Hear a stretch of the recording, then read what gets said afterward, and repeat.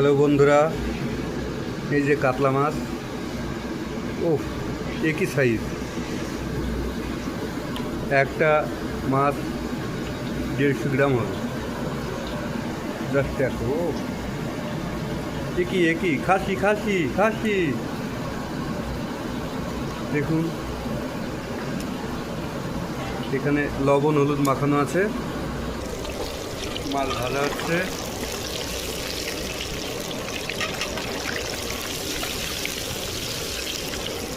লাল লাল করে।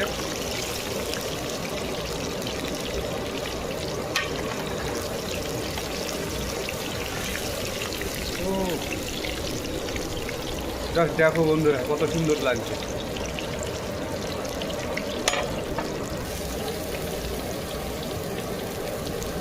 আরো দেওয়া হচ্ছে মাছ।